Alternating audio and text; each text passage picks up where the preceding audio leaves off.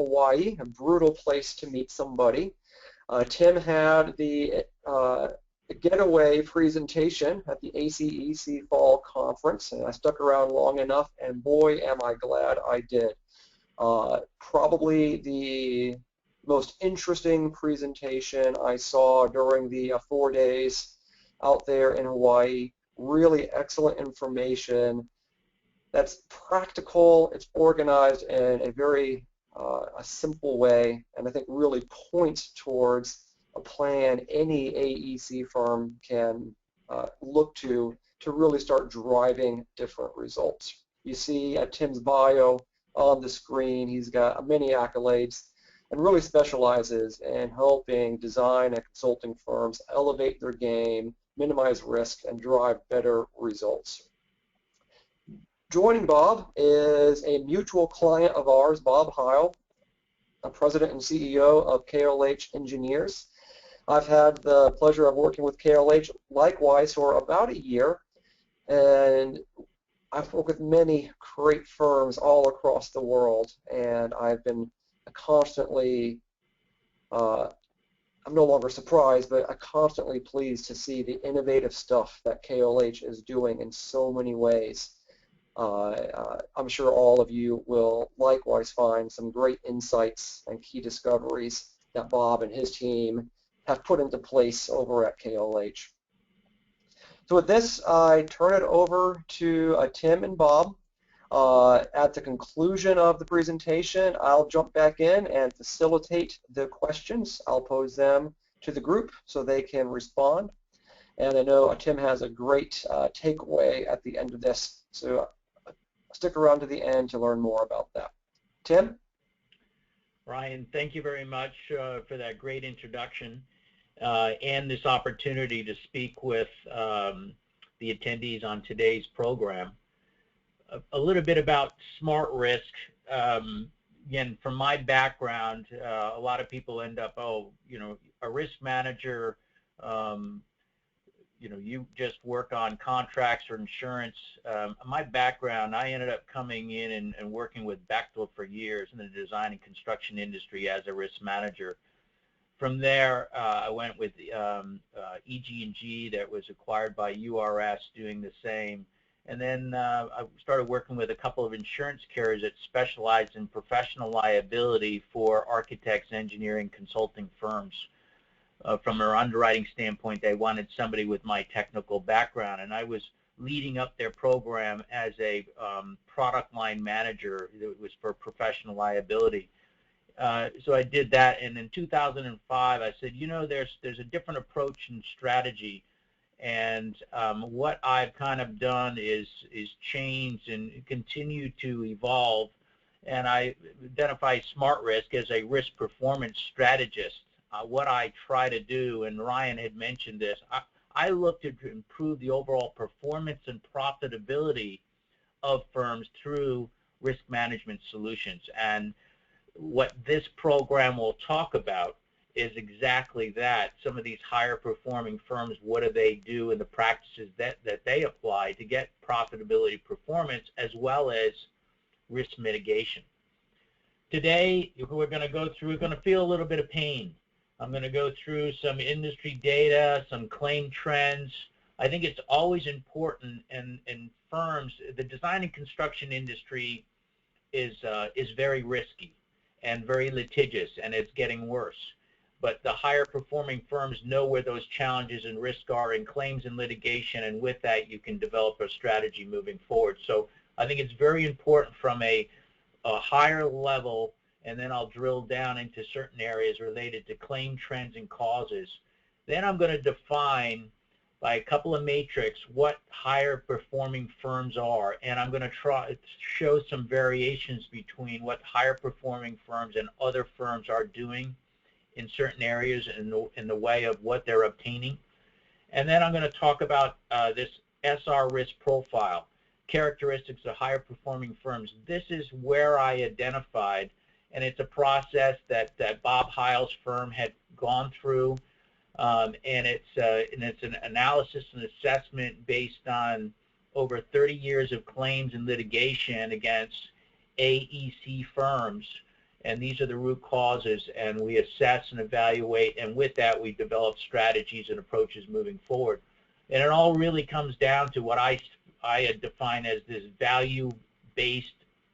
value-risk-based business strategy. Project funding cycles.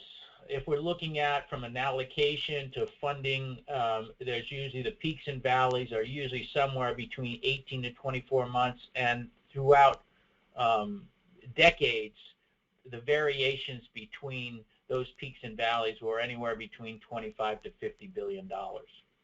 Now, when we look at, and this is construction spending, if we look at total construction spending and design dollars are within these expenditures, you're going to see three market segments here. You're going to see residential in the red, you're going to see non-residential in the blue, and public.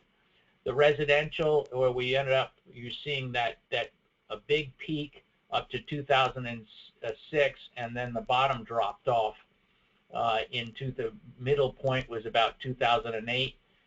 We also saw the non-residential shortly after that drop down, and then because of public projects and the funding process, that slowly decreased and then is now rebounding.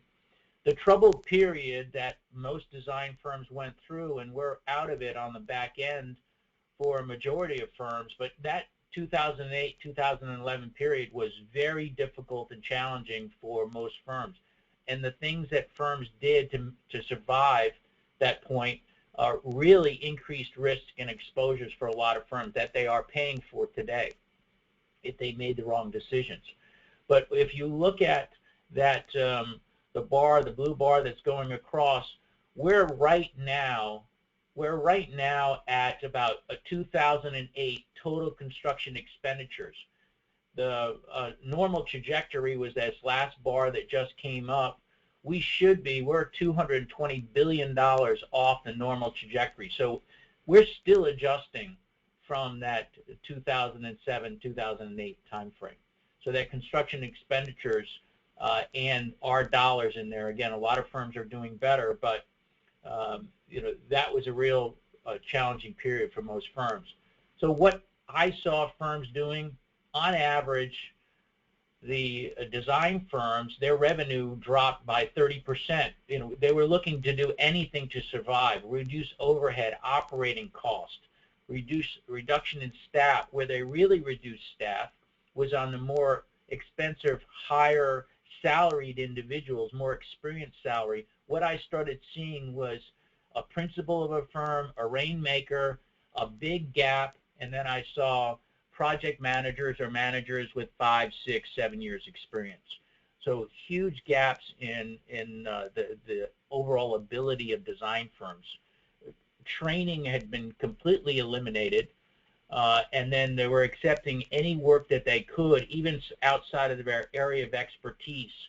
The reduction of fees, we had design firms competing against their own peers just to get work, and then their scope of work was just very limited in the amount of detail, and then accepting unfavorable contract terms. All of these things right now, firms are paying for this, and it happened and occurred in 2008 and 2011.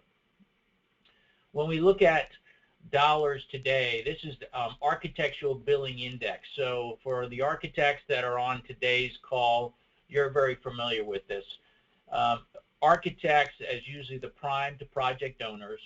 This slide here shows in the yellow inquiries. That is project owners making inquiries to architects saying, listen, I'm thinking about this project in this area, and we're seeing this has gone up steadily since February in 2015. We also have design contracts that are in place, and then also the overall billings. Anything above 50, there's growth. If we're at 50, it's flat. Above 50, there's growth within the segment. Below 50, there's a reduction. When we start breaking down by regions, where we have firms on this call all across the country, where we're seeing the Midwest, seeing the biggest growth opportunities at 57, then the South at 50, basically 59, And then the West, just above, there's slight growth there, and same thing with the Northeast. When I do surveys of design firms, also insurance carriers, as well as law firms across the country, to continue to get additional information on the market and market trends. When I look at annual revenue, what most firms have told me in the last 12 months, they said 27% of most firms said that they've had a 10% increase in their overall annual revenue. 12% instead of 5%. So most of this is either, 20% is zero change, but most of it is on the upside. So there's an increased revenue for design firms. When we look at the project types in the market segments, this is where most design firms had said that they have work: the commercial, the office buildings, schools and colleges, assisted living apartments. Mixed-use condos continue to come up, and that's the most litigious project type out there. There is a strategy and approach to manage risk on condos. So there is a way to do that effectively. Retail, there are opportunities out there, and they continue to rise. Single family, and you can see the list there. When we look at staffing levels, so most firms are saying 25%, they're up 10%, 37% there was zero, but most of it is on the upside. We're going to get into root causes of claims.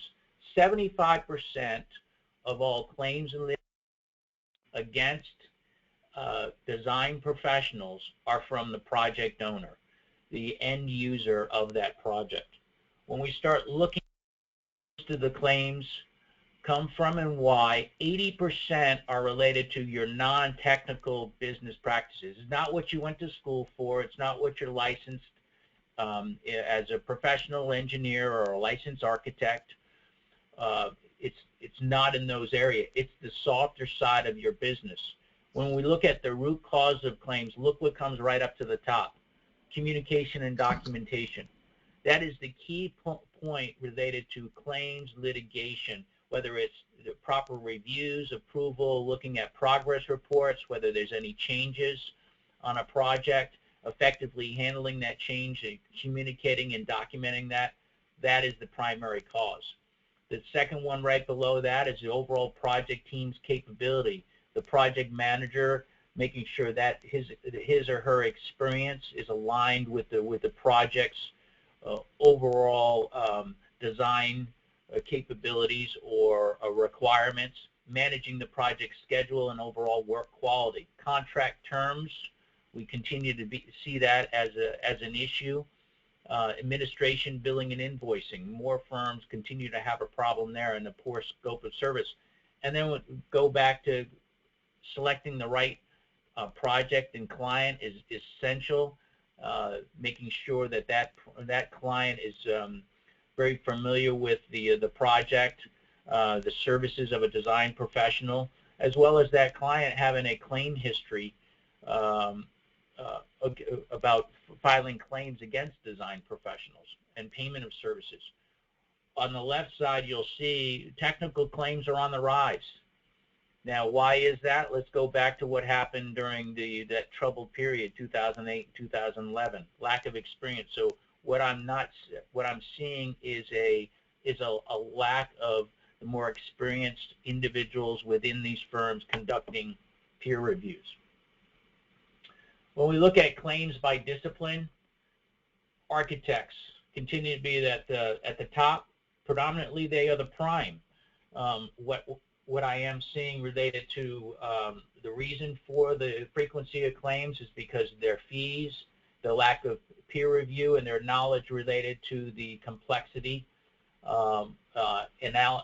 analyzing the complexity, the design, as well as constructability on those projects. Structural engineers, they're reducing fees, scopes, and problematic. If there is a problem, if we do have a structural firm on here, what we do see is that structural firms, if there is a problem, it's very costly.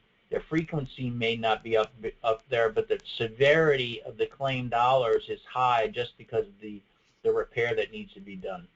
Civil engineers continues to be the area of land development, grading, improper damage, drainage, creating water intrusion issues. MEP firms really understanding and meeting client expectations and the overall performance of the systems, whether it's the heating and cooling. Geotechs that continue to be a problematic. You're getting a low fee with a long amount of high risk on the back end, and we have project owners that continue to limit their scope of the services that they provide, surveyors and electricals. You can see those areas there. When we look at the top challenges and risks for design firms, what we continue to see within the marketplace is that firms are not obtaining the proper fees for their services that they're out there. They continue to drive it down, and what we are seeing is inexperienced contractors causing construction failures, whether it's the project owner selecting a contractor or a sub that is responsible for the construction of that project. That continues to cause claims and litigation.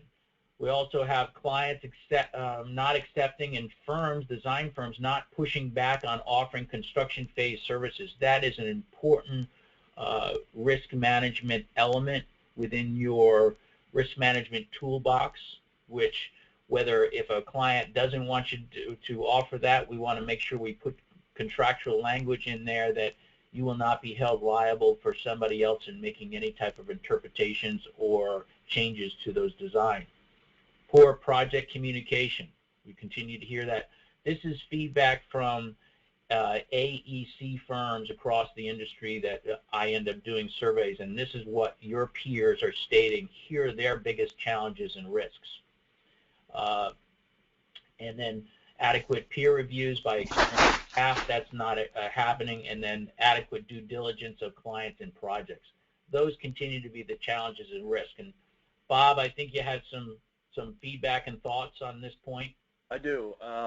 I've been in the AEC industry for 28 years, and I know, and I'm sure some of you on the line will agree with this, that I know in the first 10 years I was in this industry, there were a lot of really good tradesmen, good mechanics in the field. The apprenticeship programs were very robust, and that doesn't exist anymore. I won't say they're non-existent, they just aren't as robust as they once were. So consequently, we just don't have the technicians constructing these buildings that we once did. So when I look at the second and the third items there that Tim has on this slide, the inexperienced contractors causing construction failures, I look at that and I say, well, that's entire commissioning industry has been born out of that. And then I look at the clients not accepting and saying, I don't need construction services. We all know when they say your fee's too high, well, cut back on the number of site visits you make, and I don't need you at progress meetings anymore. I look at those first two as being a double whammy, because when they say, no CA or limited CA, and then they don't commission their building, those building owners are playing Russian roulette, in my opinion. And when they do so, they're basically pulling us into the game as well, because we're not there to protect their interest and to protect ours. Great. Thank you, Bob. The method that I ended up identifying these characteristics of higher performers, this is something that I ended up, and I mentioned during the introduction in the agenda, this SmartRisk profile.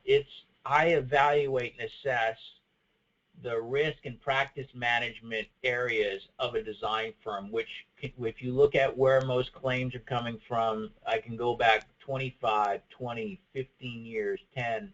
There continues to be a common theme. Certain things change and evolve depending on the technology, the project types, but they continue to be problematic areas. every architect, I can look at 5 architects, I can look at 5 MEP firms, I can look at 5 civil engineering firms. Every one of them's a little bit different in their overall risk profile and makeup of these categories. These categories, and one usually will impact another, which will impact another, which will cause a claim. It may not be today, may not be tomorrow, but these things just don't impact your risk and liability. But we talk about characteristics of higher performers. The higher performing firms have solid risk management programs and practices in place, and with that, they have higher profit margins. So here are all the categories at this risk profile, and based on that, I end up taking all the firms that I've conducted this SR risk profile of, and I went, all right, the firms that had these certain matrix, let me look at their common practices. Oh, and let me look at also their claim frequency, and then also cost for insurance. And you'll see that all these, there's a roadmap to be a higher performing firm.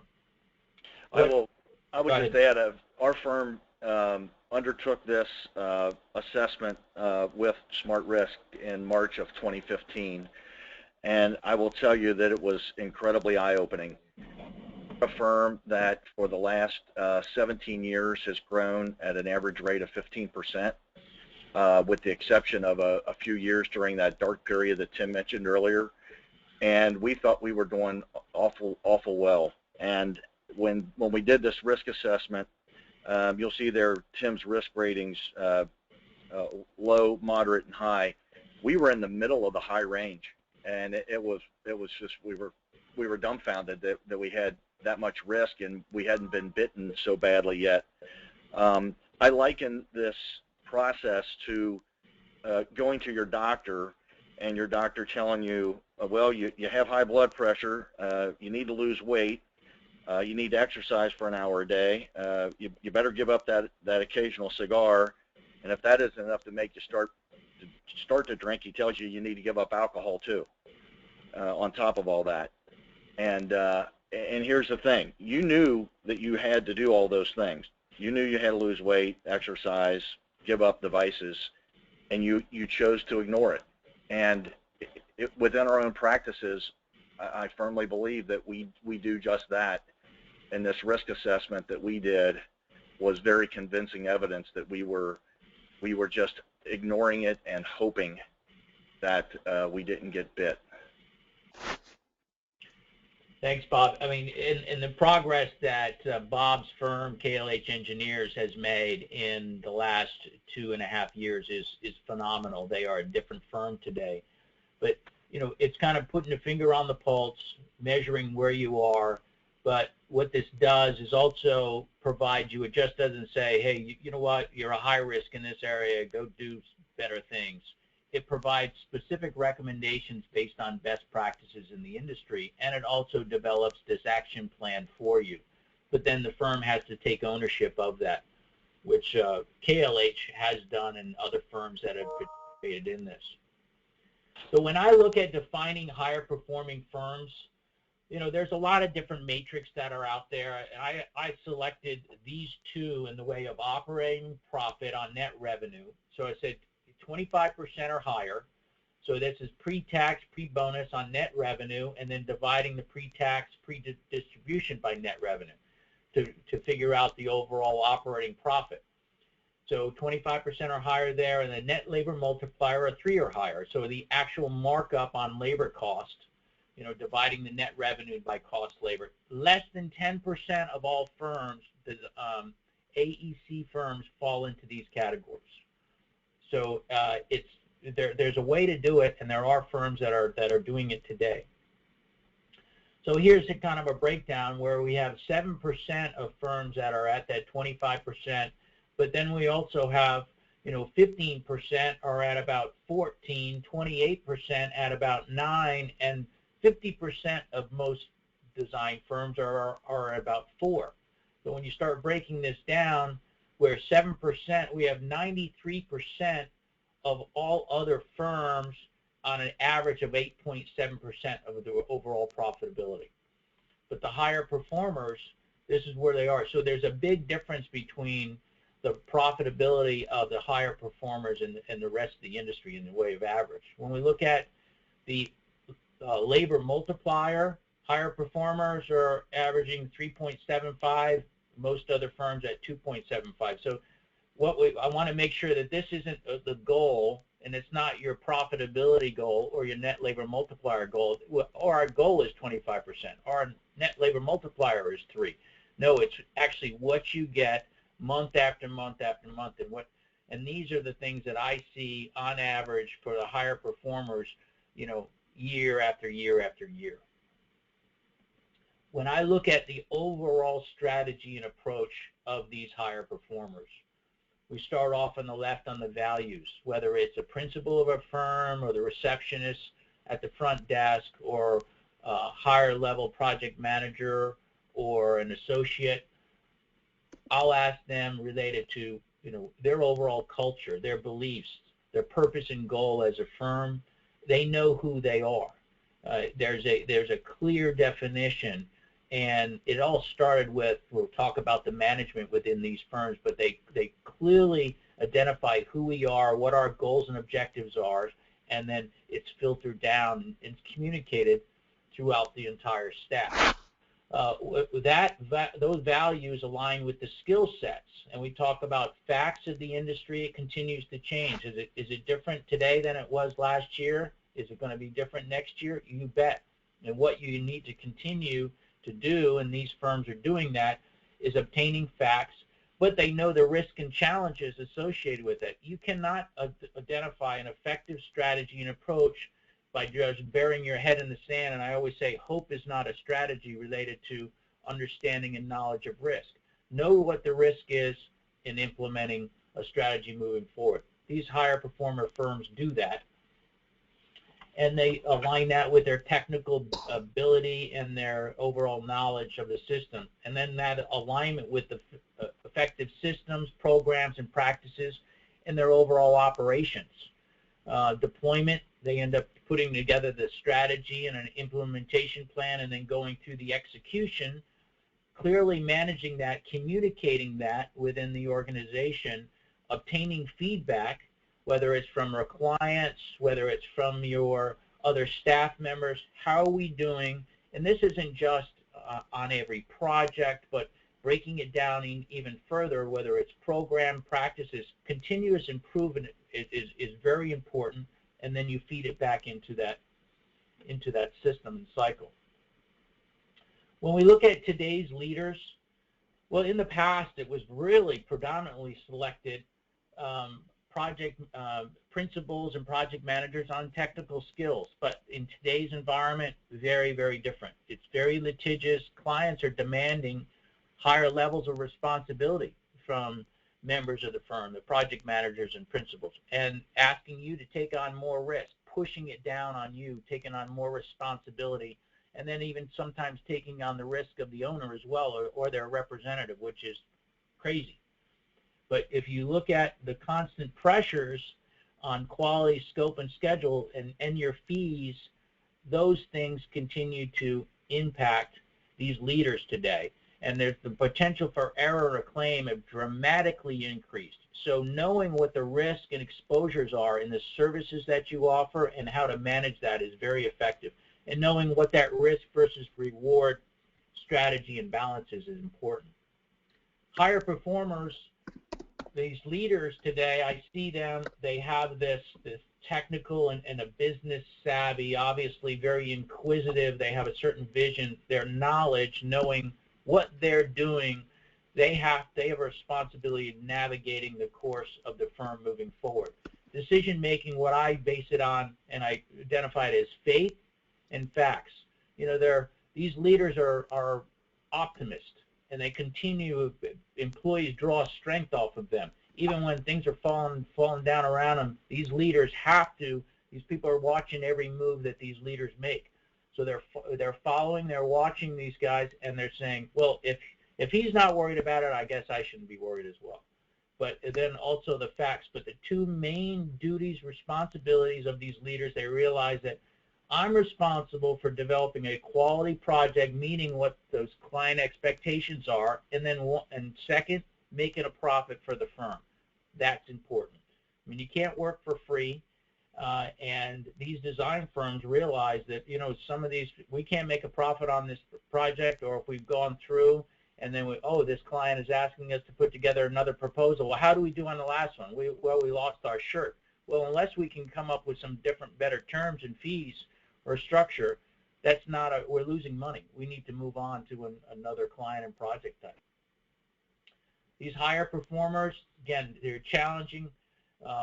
When they're looking at opportunities, they look at the reality with brutal facts and honesty. What you need to be doing is these leaders, they create filters. We have too much information. Everybody on this call, you probably got more than 100 emails today already. You have to create a filter, which ones you get rid of, which ones you focus in on, where I'm going to get some good reliable information, whether it's today's markets, what the projections are, what those risks and exposures are moving forward, and identify your strategy and approach, you know, based again on the values and who we are as a company and navigating that course forward, offering quality value services. When I look at higher performers, priorities, what they say is their priorities for future success, their clients. Once the successful relationship with those clients, and what did we come up with? Where do most claims come from? Project owners, the clients. What is the biggest area of claims and litigation? Communication, documentation. So if you're looking at successful relationship with clients, I'm jumping ahead a bit, it's obviously going to be, I got to keep my clients happy. They're the ones that are paying the bills or paying my invoices. How do I keep them happy? Obviously, to do that, you have to have the right people in place. And with those opportunities is going to be the firm reputation and creating a flexibility for growth, moving into other opportunities and experience into new markets. So factors for good client relationships, obviously are at the top. It starts off with not every client is going to be the right client for these firms. These higher performers realize that, and they have a due diligence process and evaluation of that.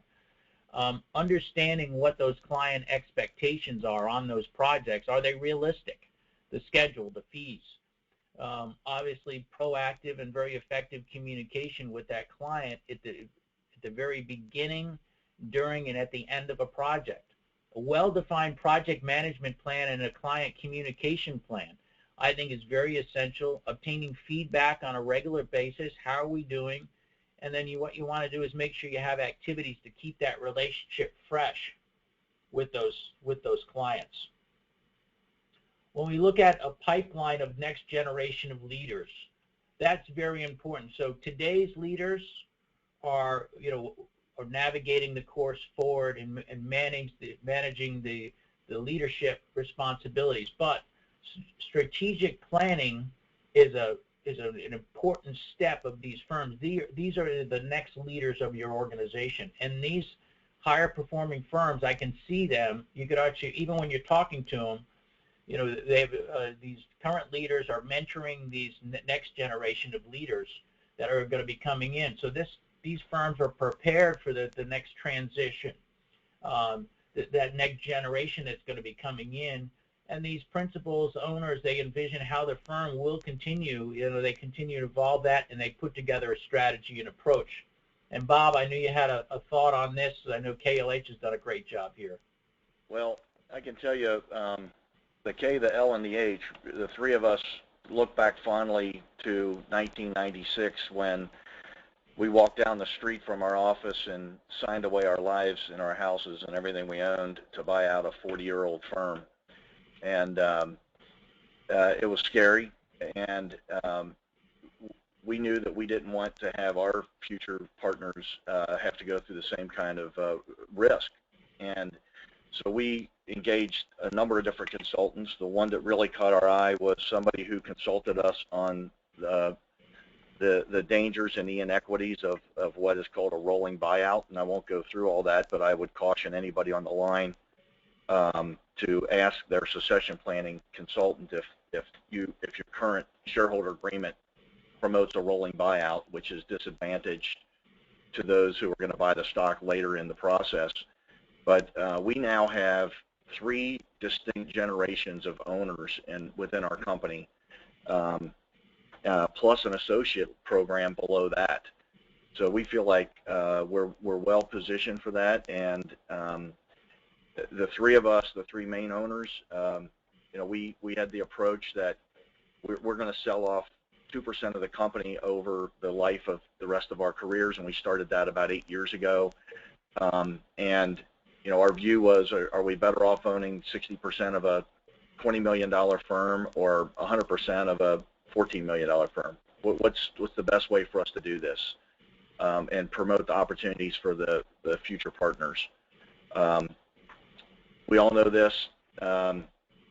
Retaining good quality people hinges on providing them opportunity, and ownership opportunity is the best way to do that in our view.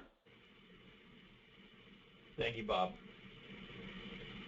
So the critical facts that these higher performers are looking at doing, they continue to look at market opportunities and what they need to compete effectively, whether it's the market size, location, from what pool of clients, what's happening in the growth segments. There are certain segments, sometimes staying in, it's like the stock market. When is it going to start shrinking?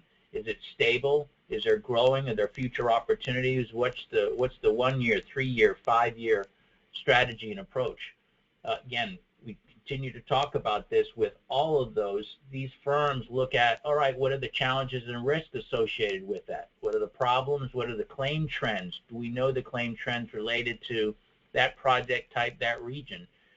Doing a project in northern Kentucky is very different than doing it in Los Angeles, California, from a claim and litigation standpoint.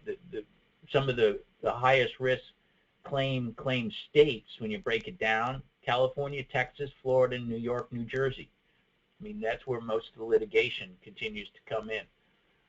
And then just knowing where the risk and exposures are. And then knowing what the market dynamics are. What are the issues that are impacting, some of these opportunities, whether they're cultural, local issues, the politics, maybe some changes in codes and regulations, local industries. All of those things I continue to ask when I'm talking to these higher performing firms. All right, when you're looking for your projects or your next projects in your pipeline, this is the kind of information that they have. When we look at staff communication, again, these principles, I continue to see them. We talked about knowledge within a firm in the way of their culture, who they are. It's all done through communication, through these principles, keeping their employees informed. It's essential, especially when changes are being made. Changes creates anxiety in all of us, but you always have to be communicating what changes are we making and why. And then definitely if you're going to be making some changes related to new services, market segments, getting the message out. Listen, the value that we bring, who we are as a firm, we have a knowledge of this market segment, the challenges and risks. We have the people, the processes, and the practices in place. One thing that I would say is that a lack of information principles, employees start assuming the worst, so it's essential to continue to keep employees updated. When we look at project and client selection of higher performers, it's very important, again, it's going to fit your business model, who you are as a firm, your expertise. There's client upfront due diligence related to the overall complexity of the project, how it aligns with your firm, that client's, their experience and knowledge of that project type, the overall budget that they have in place, the schedule, are they realistic, looking at the claim history, the financial capability of one paying for your services as well as completing that project.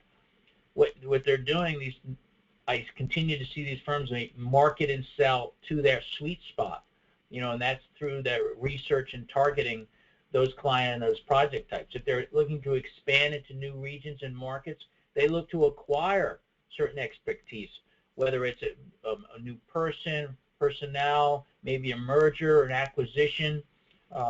They look at the requirements. What do we really need to be successful in this market here? Again, what are resources, and then what the challenges or risk associated with that. It's very important to know your competition that's out there and knowing what to obtain work, but this upfront analysis is essential. And Bob, go ahead. Well, we, like a lot of firms, we had a very informal go, no-go process, and it was truly go or no-go. And through the risk assessment that we did with Tim, it got us thinking in a different way. We created, not to be confused with client feedback tool, we created our own client engagement tool. And we called it that because it was basically, it is a tool that we use to make the determination under what conditions will we engage with this client. So it was about not just the absolutes of go or no go, but under what conditions that we can live under will we engage this client. The information that we use in there, you know, like average days outstanding of receivables. If it's a new client, we'll research their D&B score, and that's been incredibly helpful. That oftentimes will raise some red flags that will basically promote us to pick up the phone and go talk to some of their other design professionals who've worked for them in the past to find out about their payment histories.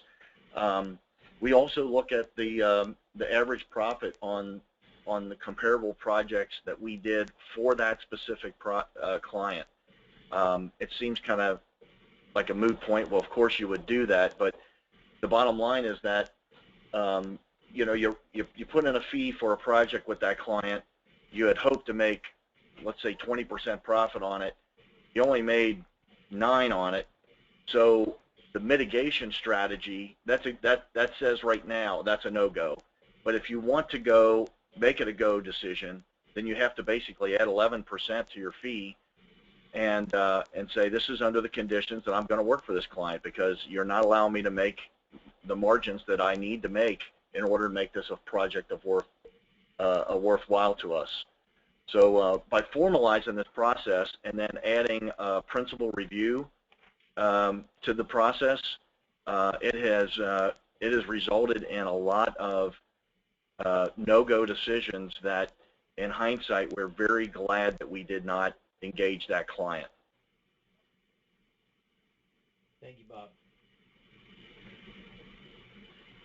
It all comes down to money a lot of times and understanding those clients and financial expectations. So what I've found, some of the practices that these higher performers are doing during an initial meeting, face-to-face, they're sitting down, this is the principal, sometimes they'll bring a project manager along with them, but they outline the clear and concise manner to the services that they would be providing that are going to be meeting the expectations of that client, clearly demonstrating the value your firm brings.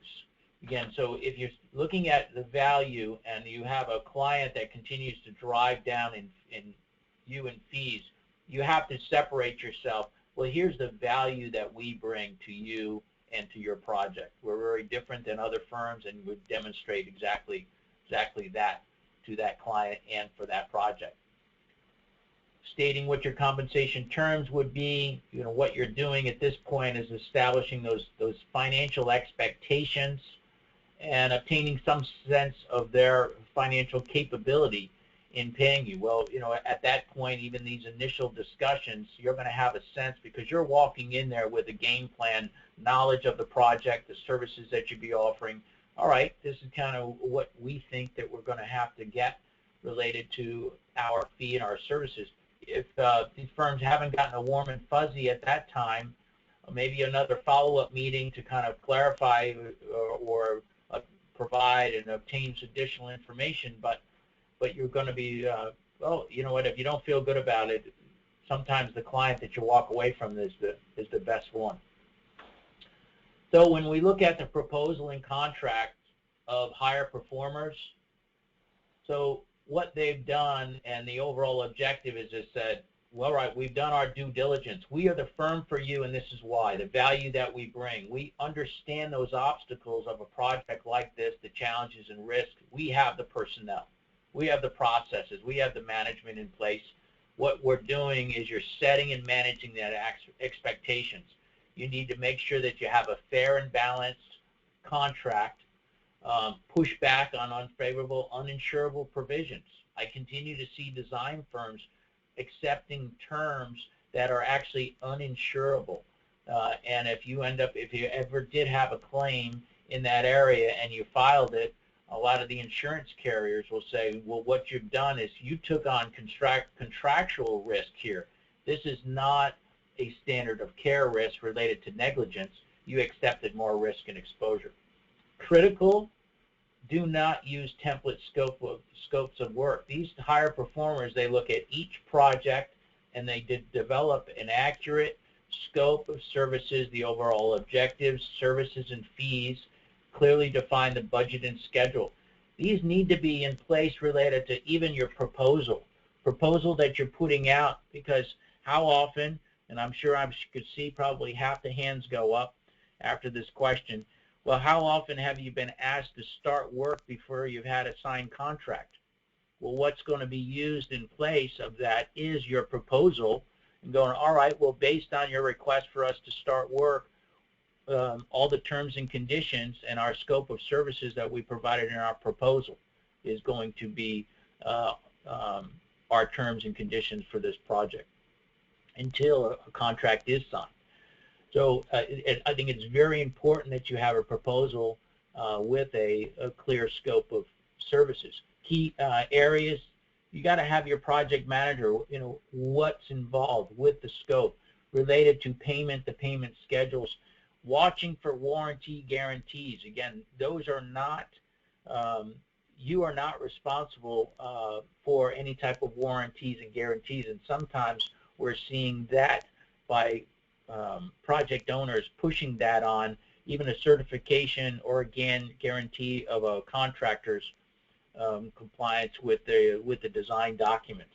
Limitation of liabilities is very important. Just because you have insurance doesn't mean that that's going to be your limit of liability on those projects. If you have a $5,000 fee and you're sitting out there with a $2 million worth of insurance, it doesn't make a lot of sense that you want to have an unlimited amount of liability out there. So you want to limit your liability associated to your rewards on those projects. Indemnification, very problem area. Client favored indemnification has been out there. Termination and suspension, we continue to see that from clients. Well, guess what?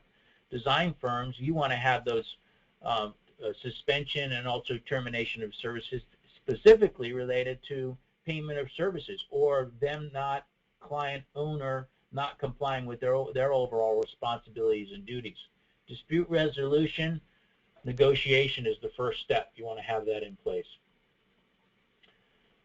So client management of higher performers.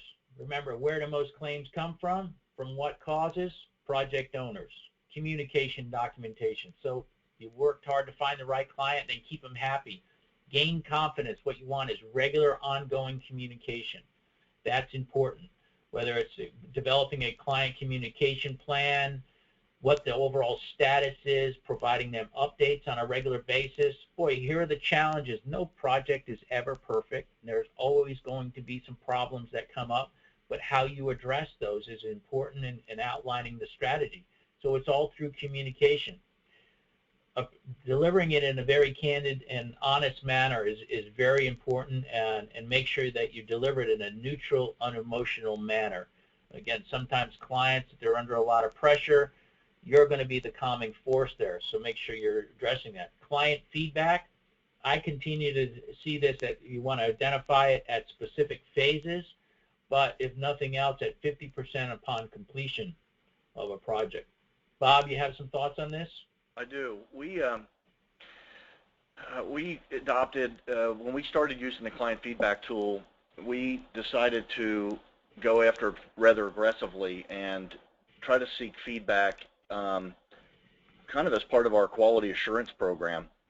So for example, if we have a long duration design project, maybe we're doing a university building that's a 14-month or 16-month design schedule, we'll seek feedback at the end of SD, DD, CDs, and then at the conclusion of the project. And our view is if you wait till the end of the project, you waited too long, because what if the feedback you received at DD was that you had a problem team member and you didn't ask, and the architect didn't feel like they had any right to tell you, or they were just hesitant for whatever reason to tell you, and now you've gone down the road, and that particular team member's lack of effectiveness basically was carried all the way through construction documents, and now you're really in trouble. So one of the challenges that we did have, and client feedback tools really helping us right now to integrate this into a more of a centralized system that has some automation to it, tied to our total project management software. Project managers get real busy, as do studio heads, and they don't think to send these surveys out on a regular basis. So we're using something that's a little more centralized to make sure that these things happen. Our clients have been more than willing to give us feedback, and I think it's because we have really created a relationship where we tell them that, you know, all feedback is valuable to us, whether it's positive or negative, and we make sure that we follow up if there is some negative feedback that needs to have some corrective action. So the client feedback tool has been really helpful to us, and I think the reason is because it is so intuitive to use. And I know this isn't meant to be a commercial for them, but I can't say enough about how intuitive it is. We recently had somebody send us a survey from client feedback tool, and it was kind of neat being on the other end of it and seeing just how intuitive it is. Thank you, Bob. So when I'm looking at a higher performers client communication plan, when you're looking at it, again, those relationships will thrive or die based on the communication. If clients feel like they're being ignored or communicated with, there's going to be some problems. So developing this client communication plan is very important. The client, when was senior management, not just the project manager, when is the senior manager going to be reaching out to that client and ask them how they're doing, taking them to lunch, getting them away from the project, identifying when that would be happening. You don't do that on every project, maybe some of the larger projects, maybe with future project opportunities. Obviously, all those things make sense. But what you want to do is identify what a kickoff is, like Bob had said, different project phases. Definitely if there's any type of changes in project conditions is very important. Changes in scope, maybe there's been an error in a mission that's been occurred there. It's very important at those critical stages that you identify. That's when you reach out and communicate with that client. Who's going to be participating in what type of meeting, what the frequency would be, the overall meeting, the media, and then what that setting will be. Maybe it's a conference call, maybe it's a face-to-face meeting, casual meeting, official project meeting. There's a lot of different phases that you'll, or communication styles that you're going to use. So what you want to do is adjust that based on a client's preference, whether it's going to be a written, face-to-face, email, website management program, any of those things. I always find that making a recommendation, depending on the project type, and you guys are putting it into, this should be within your scope of services, because this is time and effort and you want to get paid for it. So what you want to do is make sure that it's included in there and outline, here's your recommendation, and then based on the feedback from a client, adjust to that communication plan accordingly. When we're looking at training programs, I think these higher performers, they really match the values, the culture, and they stick to make sure that they're sticking with their core intelligence. During 2008, 9, 10, 11 time frame, a lot of firms had an opportunity to, there was poor performers, they were gone. But, you wanted to make sure also you hung on to your stars. The talent pool is really, and I'm sure a lot of firms on this call would agree that it's shrinking, and it's getting very difficult to find very good staff. After 2008, 2009, there was a survey, and I think there was 18% of design professionals, once they left the industry, a significant number of them left, and they just moved and went into another direction completely. They haven't returned. So one thing with that, you want to be recruiting carefully, and I see these firms, they are compensating on performance, not just seniority. And then it's very helpful when we look at peer reviews. Getting the casual employment of retirees is important. There's a lot of great, very good, qualified professionals that are out there that are looking to, hey, I'd love to give you 20 hours a week, something. Great in the way of mentoring as well as casual employment. When I look at a breakdown of staffing levels, principals, we look at 27%, technical management at 27%, technical staff.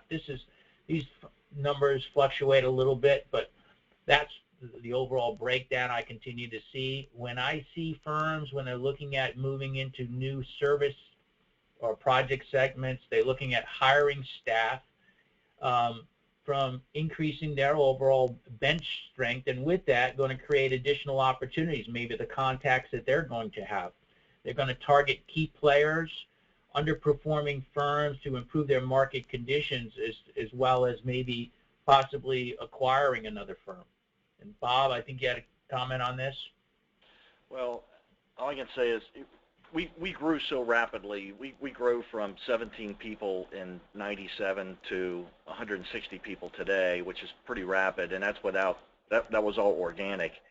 And so what we discovered and what was uncovered during our risk assessment was that so much of our training had been one-on-one, and as we grew, the numbers weren't working. It was we weren't doing enough one-to-many training and education sessions, and so we've spent the last 3 years really improving on what was, Tim, I was probably arguably our worst score in our assessment was training.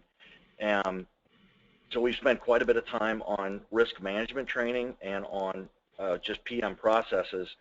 But I think the one thing that a lot of us overlook is assurance of learning. And I teach at a local state university, and they were quick to point out that we've raised a generation of individuals who, got ribbons just for participating, and oftentimes we do the same thing when we're teaching. They show up and we ask them a couple bunny questions and they go off on their way without any assurance of learning. I think one of the things that's really helped us a lot is basically making sure we had that assurance of learning. We literally, you get 100 on the test before you finally get to move out of the class. And that sounds harsh, but at the end of the day, think about it. If you're a structural engineer, you want somebody to get it 97% right. There should be no part of what you're teaching that should not be fully learned. And so I think the commitment, and quite frankly, it did hurt our bottom line because we had a lot of catching up to do. It hurt our bottom line for a couple of years to institute so much training to get caught up. But now we're really seeing the benefits of it, and our profitability is up in that high performance range over the last few months as a result of that training, I believe. Thank you, Bob. This is an area related to training. I'm going to talk from an industry standpoint and then these higher performers. You do not go to school to learn about risk management, performance management. You're going to school to become an engineer or an architect, and so many times firms learn this from the school of hard knocks, and they learn them from principles of going, we've been through this, and we do not want to go through it again.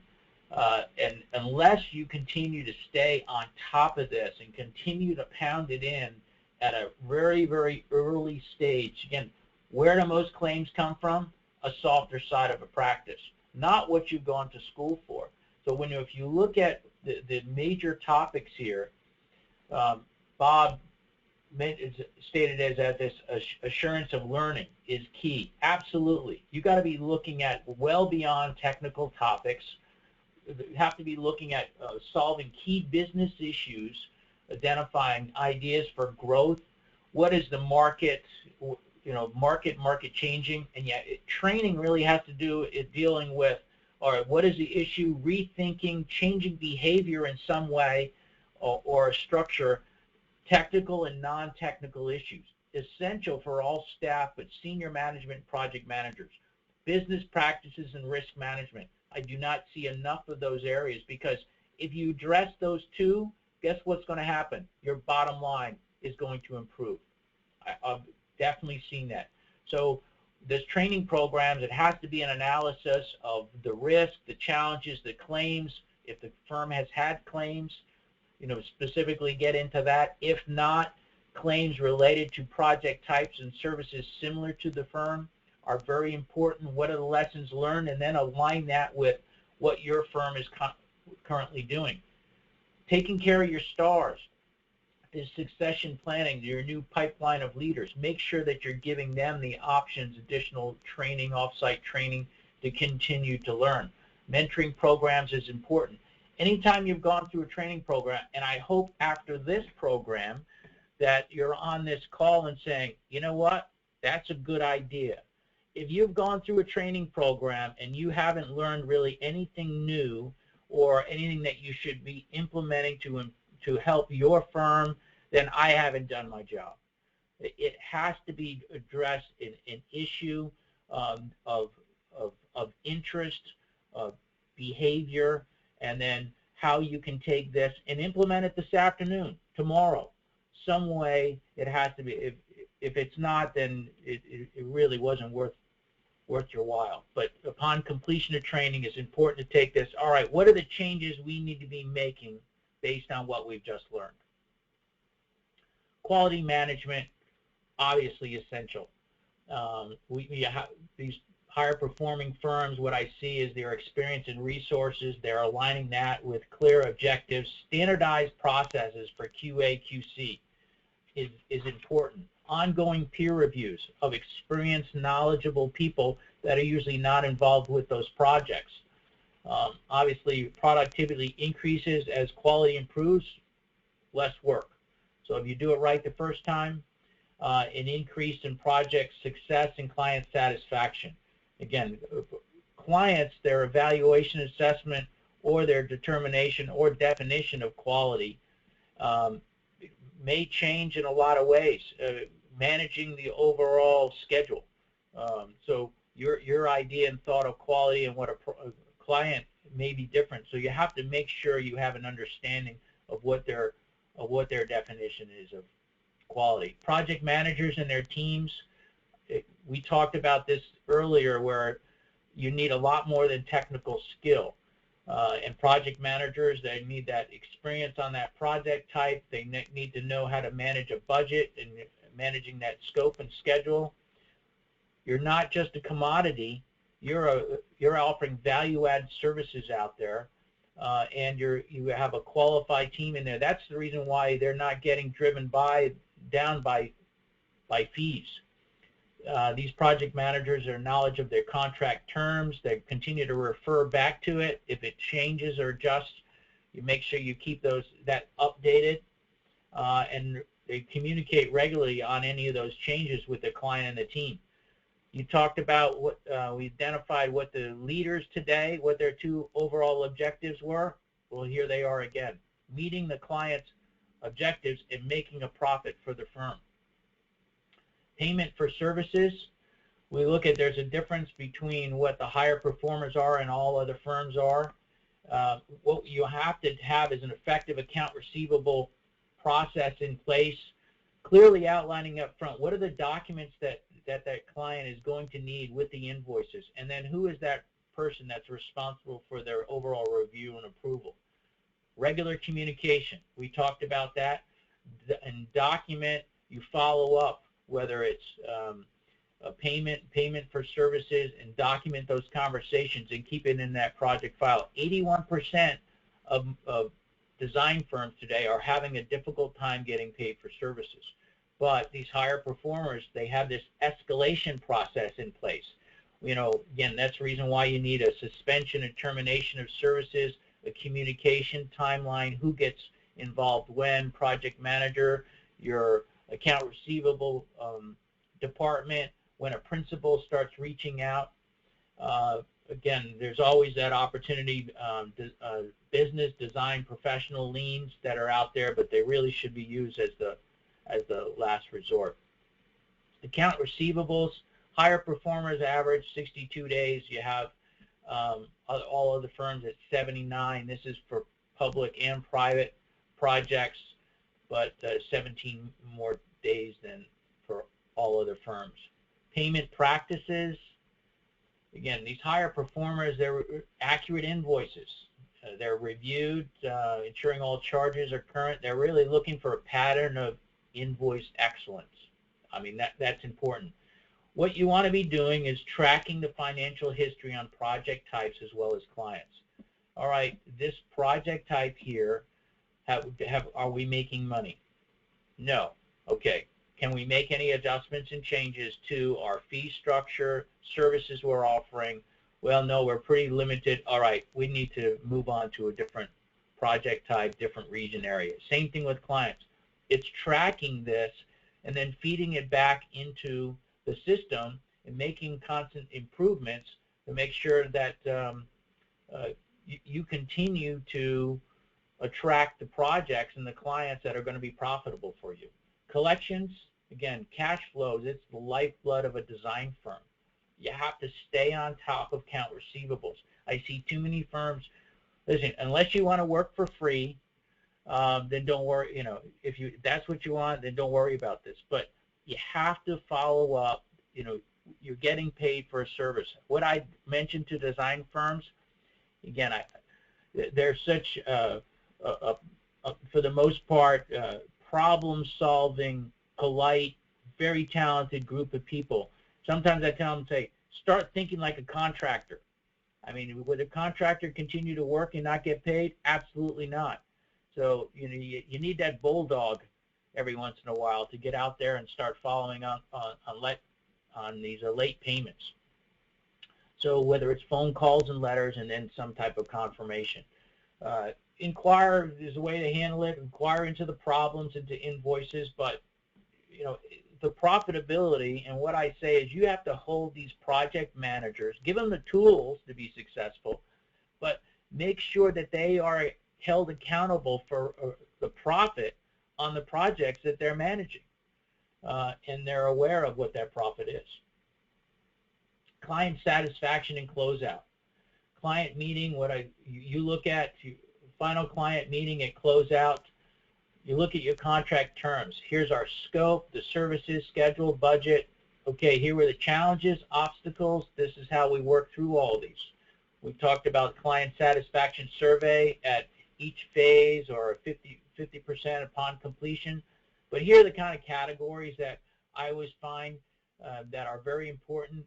You know, rating the firm in their overall integrity, technical ability, the value that they brought, the project team's capability, managing the budget. You can see the list. I also find that it's very important project team post meeting as well. That design team getting together and saying, all right, what are the lessons learned? Did we make a profit? What are the things that we can do better on the next time around? And then making sure that goes into the project file, and then other people can, if they're getting involved with a project that you may not be involved with, but getting those lessons learned. But if it just gets buried into a project file and nobody can find it and use it, it's really not that very useful. But this is the great time to leave a lasting impression with your client. So finish strong, asking for this feedback, and hopefully if it's all positive, it creates another marketing opportunity to talk to them. Well, are there any other projects we might be able to work with you on? Higher performers, all of this risk management culture, it's related to business management, contracts, insurance, client management, employees, project, team, all of those things. If you focus in on these, it improves your overall performance, profitability, lowers insurance costs, improves client satisfaction ratings, and then creates additional opportunities. So I continue to see this as when I look at risk management, and it's, risk management has such a negative connotation, but it's almost risk performance, risk performance management, something along those lines, because if you do focus in on this, it does improve that performance, as well as profitability, fewer claims and lower insurance rates. Insurance carriers, if you implement these things, they'll also give you premium credits. You demonstrate whether it's the training that you've gone through, whether it's the processes and practices related to contracts, how often you get a signed contract, your limitation of liability language, a third-party review of client contracts. All of those items are to your benefit, and carriers provide a premium credit for that. When we look at premium and claims, premium as a percentage of gross annual revenue, this left column, all based on a survey of ACEC member firms. For all firms on a percentage of gross annual revenue for paying for insurance, they pay 1.72% of their annual revenue for professional liability insurance. When you end up taking that and saying for higher performers, they're a percent lower at 0.75. There's a savings. So who wouldn't want an additional 1% on their profit margin? There it is. So focusing on these areas. Another item is number of claims made against the firm. With all other firms, 37% with one or more claims filed against them, only 22% with one or more of the higher performers. So one, you have fewer claims and you pay less for insurance. Additional benefits, salary per employee, this is kind of the average of 146 for the higher performers, 118 for all others. We're closing this thing out. So success today, critical decision making. Obviously important for all business professionals. You got to be obtaining reliable information. So that's reliable information related to your market conditions, your firm, how you're doing, related to the practices, the procedures, the personnel, the processes that you have in place. Taking that critical thinking and making decisions moving forward and developing that strategy. And so there's effective execution. So you really have to do an assessment, one of your firm and knowing the market conditions, and with that you can kind of develop their strategy moving forward. I see this triangle: performance, profitability, risk management. For long-term success, performance, and profitability, you need all these things in place. Every decision that you're making every day impacts your firm in some way in performance and profitability and risk. So knowing what those exposures are very important. It affects the overall financial health and viability of your firm and your reputation, and with that, future business opportunities. So closing statements, specific characteristics of higher performing firms, we've kind of outlined them. What I do is I continue to see these higher performers. Here are the practices. They have higher profit margins, and they actually have lower risk when they apply this value risk-based business strategy. Client communication is essential in focusing on managing risk. The natural fallout of that is this improved performance, profitability, client satisfaction, fewer claims, and lower insurance costs. I practice what I preach, information only. Thank you. Bob, you have any other comments, questions? Nope. I'll stay on the line for any questions. Tim and Bob, thank you so much. This is Ryan. You had a very engaged audience. I've been watching the metrics throughout the webinar, and I think you've broken just about every record for a hosted webinar. We do have several questions. Before I pose those, we probably have more than we have time allocated. If you do not get your question answered, we know who asked, and we will connect you with either Bob or Tim, and perhaps they can answer via an email. Please do look for a feedback request coming from us in the next 24 hours. We do value your feedback, and we'll pass it along to Bob and Tim, and we'll use that as well. And you can expect some kind of follow-up from us when you respond. Tim also has a one-page summary that takes all this great information and whittles it down to a single 8.5 by 11. And if you don't believe it's possible, I've had that thing taped on my wall right by my monitor for the last year. Great, great piece of paper. If you would like a copy of that, Tim's information is on the screen. Certainly feel free to reach out to Tim or request it from us, and we'll make sure we get that one-page summary in your hands. For those of you who are sticking around for the Q&A, I see we have 12 minutes in our scheduled time. Bob, several questions are for you. Tim, there's quite a few for you as well. We'll start with one for Bob. There's a comment here. Our company has seen identical growth as KLH. It's been organic and in a small region with a small talent pool. What are the next two greatest challenges you see? And there's a second question. Do you have a gap between your experienced staff and the younger people? So those are two questions being posed by one person here. It's great to see others having the same experiences. We are having challenges. One of our regional offices that we established 5.5 years ago, do the math, we got there in May of 2008. What poor timing. Who would have known, though? What it did was it drove us into a price point market. It made staffing challenging. And while this is a robust metropolitan area in the Midwest, we still have had challenges recruiting talent to such a small office. We're going to conquer that through an acquisition.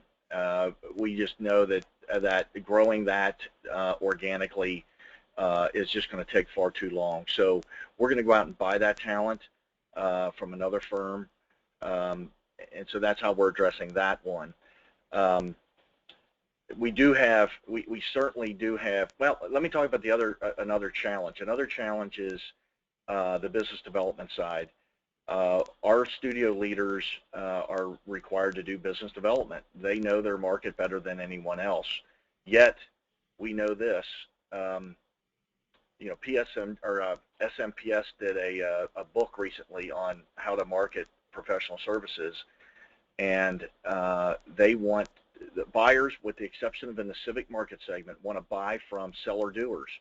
So that means that the studio heads have to be doers as well. They need to be involved in the projects in a meaningful way. And so right now we're trying to use a concept of comparative advantage to make sure that we support our studio leaders with the kind of administrative, billing, clerical staff that allows them more time, take those tasks away from them and allow them more time to actually be involved in projects, so that they are truly seller doers. And then your second question was, I'm sorry, could you repeat that again, Ryan? Oh, the gap between staff. Absolutely, we do have that. We've been very purposeful with our recruiting to try to find, we don't have a lot of gray hair in our building, quite frankly. There's a big gap between us early 50s, early to mid 50s, and down into the mid to early 30s. And it's interesting because there was the same situation we experienced when we were growing our firm before we actually bought it. And it is a challenge. One thing that we are blessed with is our former CEO stepped down, and he is spearheading, we call him our director of player development. And so taking somebody who is really a brilliant engineer and allowing them to spend time to bridge that gap is kind of the strategy we're using right now to do just that, bridge that gap.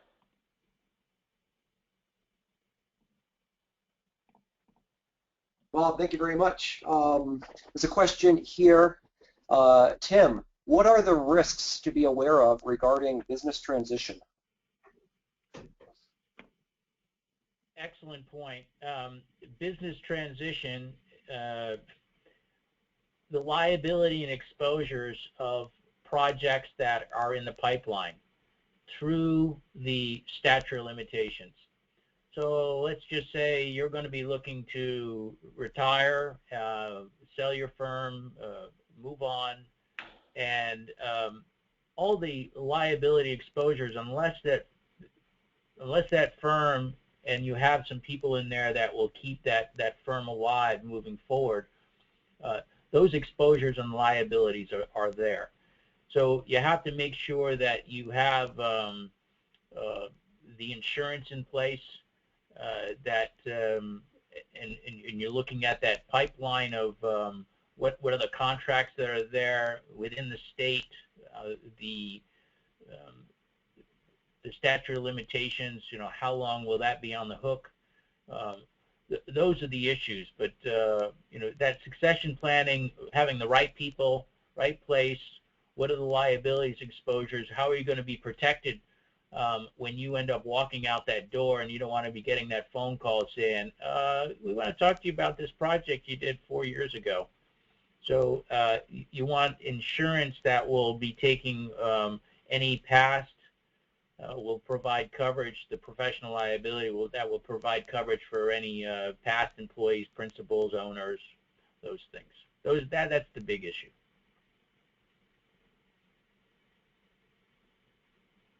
All right, Tim, thanks. Bob, question for you. Your client engagement plan, have you alienated any clients after coming to a no-go decision? And how have you maintained the relationship for future opportunities with the clients you've declined to do work for? That is a really good question, and the answer is yes.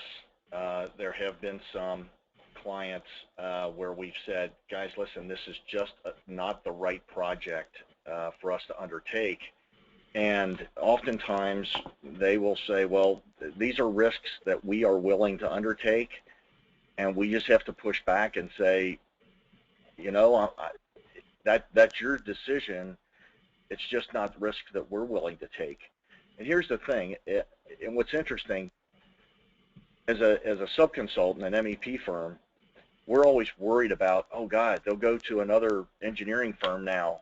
Well, you know what? We don't get 100% of the work from the clients, the architect clients we work for now. So they're giving some of that work to other firms anyway. So let's let them give all the risky projects to the other firms. That's the way we look at it. It is delicate for certain, but at some point we've got to manage we've got to worry about ourselves. A good answer. And Bob, the person who asked the first question, has commented back, a great answer and keep up the good work. So I wanted to pass that along to you. This is for both of you. How do you get buy-in from all the leaders to make the kind of investments you've made in terms of investing in risk and training and all those things? Tim, you want to take that, or you want me to? Well, I'll lead off with it. One thing that I will tell you is that first, going through a program like this and saying, when I do it live, I'll ask the attendees, all right, how many people want to make more money? Everybody's going to raise their hand. And then I said, well, here's how you can go about doing it. Does it take a rethinking for a lot of firms? Absolutely. But one thing that I will tell you is after trying to improve your health after a heart attack is going to take longer, and it's going to be more costly.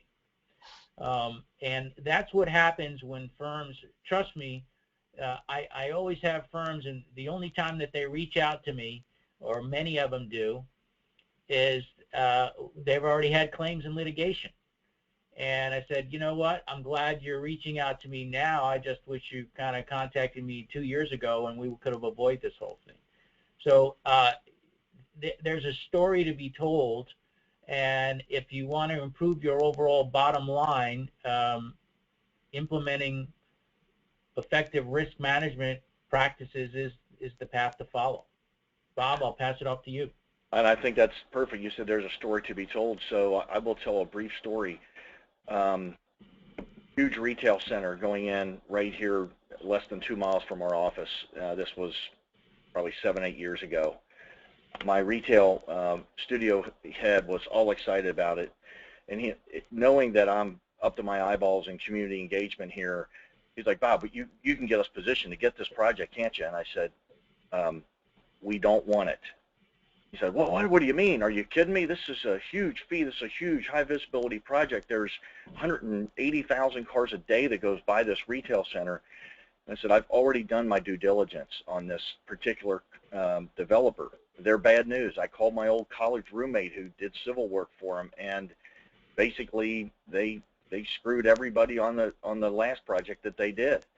Well, sure enough, you know, to that person's disappointment, we didn't do the project, and that particular developer, not just, let's just put it this way, they put under about a dozen mechanical, well, a dozen contractors in the greater Cincinnati area with their business dealings.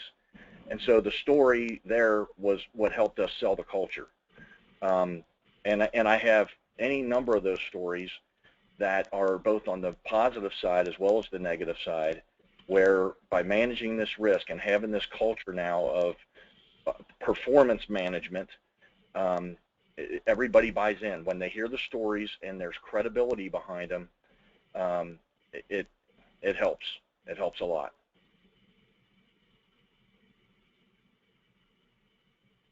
Great. Well, thank you much. There was one other question. We're at time. Tim, do you have a 30-second answer for what is a rolling buyout? And what was the question again? What is a rolling buyout? Rolling buyout? I'm the one who used that term. Yeah, Bob. Bob, go ahead. Well, I cannot explain it in financial terms, but I'll just give you a glimpse into it. It is a traditional way that a lot of firms buy and sell their stock, where the retiring partner will sell their stock back to the firm then sells it to another principal. At that point, that principal, when they retire, it's bought back by the firm. At the end of the day, the value that the people downstream actually get for that stock is a fraction of what it really should be. I would just caution you to talk to your financial planner or your consultant who does your shareholder agreement. And if you want a reference, I'd be more than happy to share one with somebody who can actually explain that in more financial terms. But it is actually the way a lot of firms buy and sell stock, and it's flawed. We do what's called a cross-sell, which makes a lot more sense. Great. Thank you for that quick answer. I appreciate it. Well, we still maintained the majority of the attendees through the end of the Q&A. So thank you all for your time.